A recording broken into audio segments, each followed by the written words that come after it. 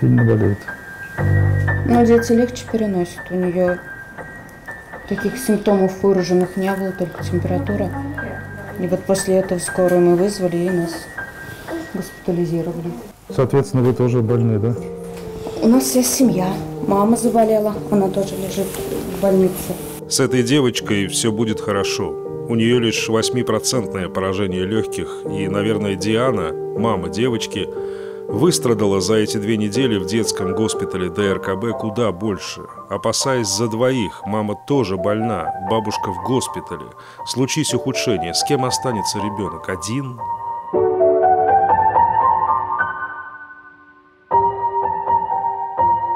Вы привиты? Нет, мы не успели. Никто в семье, да? Нет, потому что я сижу в декрете. У нас как бы нет строгого такого требования. И как-то немножко Может, страшно было вот такую прививку ставить. Может, но я думаю, что больше нет, тоже не привит. И заражаются они, конечно же, от родителей, которые, конечно же, не привитые. Если мы не прививаемся, если мы тяжело болеем, наших детей кто будет смотреть, когда они заболеют, или кто останется? Вот семья была, папа был, ладно, папа был более-менее здоров, нелегко перенес, бабушка, мама, все. Вот такая ситуация была. У нас были ситуации, когда, допустим, мама одна с ребенком, никто приехать не может. Наши сотрудники в круглосуточном режиме были около этих детишек. То есть ухаживали, смотрели все сами. А мамы, соответственно, были в больницах. Вообще не слышала, мы все были уверены, что дети не болеют. А попав сюда, я увидела, что палаты... И вы здесь не одна, конечно. Да, что в палатах есть дети. И есть маленькие дети, в первой больнице видел, 2-недельные даже дети. И реанимация тоже есть. Да. Да, и реанимация тут тоже есть. И она не пустует. Мы немногое можем показать, увы, в таких госпиталях, как этот. Детей без родителей мы не можем снимать без разрешения взрослых, а остальных обычно не получается тоже, родители против. Поэтому вам придется поверить нам на слово. Сейчас в этом госпитале 30 маленьких пациентов, не считая взрослых, конечно. Это вдвое больше, чем обычно. Дело в том, что детский госпиталь ДРКБ теперь единственный на весь город. Вот здесь вот у нас была красная зона. Вот тут был вход, да? Да, вот тут был вход в красную зону. Сейчас уже все убрали. Здесь у нас были шлюзы. Впервые за год и 4 месяца мы заходим в палаты городской детской больницы номер 1 в Казани не в привычных костюмах работников красных зон. Госпиталь закрылся, и сегодня здесь непривычно пусто и тихо. Почти 1,5 года больница работала на ковид. И так бы оно и было дальше, если бы в какой-то момент количество новорожденных пациентов, нуждающихся в помощи, не стало критическим. Здесь вот у нас отделение патологии новорожденных. Но в кои-то веке табличка соответствует тому, что будет. Да. Впервые за 1,5 года. Да. Новорожденных, в том числе и от мам, больных ковидом, их очень много сейчас.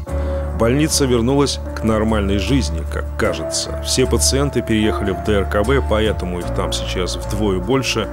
Но в воздухе по-прежнему витает вопрос: и что же дальше?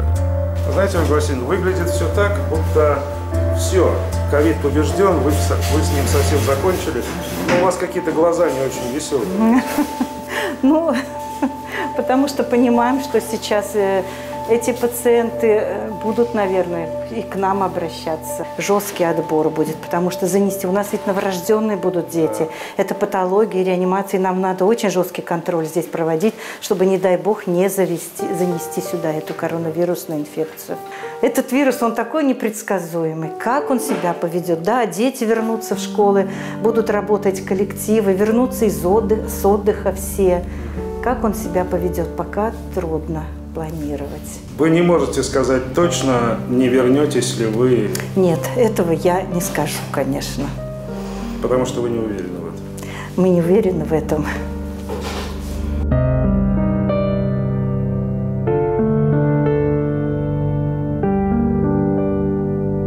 Ну, для нас это не новость, к сожалению, болеют все возраста. И, к сожалению, для детей раннего возраста источниками могут являться как раз вот их окружение, их семья, их бабушки, дедушки, их родители.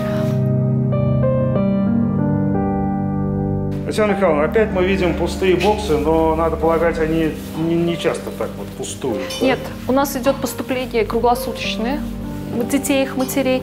Мы их просто очень быстро прокручиваем, то есть в течение нескольких часов мы их обследуем. Провизорного ковидного госпиталя в детской инфекционной больнице на Окольной улице никогда не было, но сегодня пока так.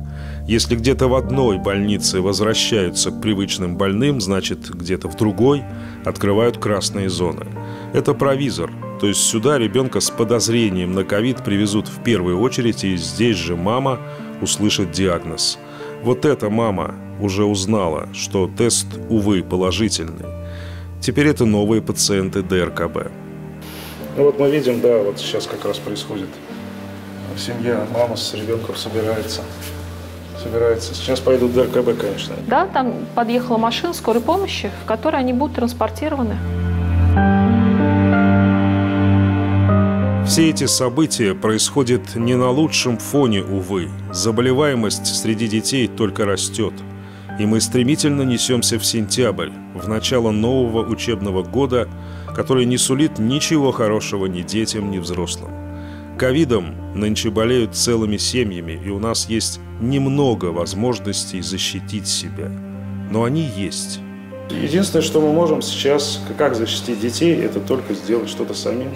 Сделать самим. И, конечно, необходимо помнить, что дети не должны, наверное, посещать массовые какие-то общественные места, то есть торговые центры. Мы, к сожалению, видим такую картину, когда матери маленьких детей в колясках везут в торговые центры, где есть скопление людей, и где количество контактов возрастает, и риск заражения возрастает в разы.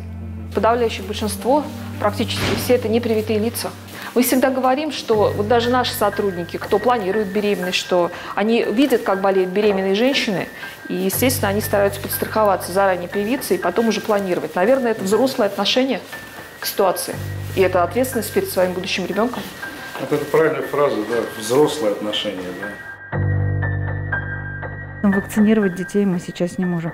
Но в любом случае, когда мы говорим о вакцинации, в первую очередь мы говорим о себе. Если ты можешь контролировать свою жизнь таким способом, ты должен ее контролировать, не должен надеяться на то, что что-то пройдет мимо, оно не пройдет.